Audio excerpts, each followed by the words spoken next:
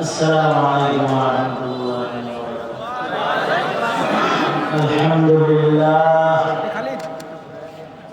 الحمد لله وكفى وسلام على عباده الذين اصطفى.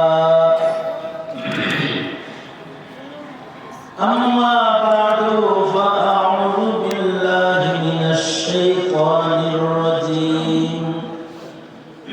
بسم الله الرحمن الرحيم. والعصر إن الإنسان لفي خسر إلا الذين آمنوا وعملوا الصالحات وتواصوا بالحق وتواصوا بالصبر. وقال النبي صلى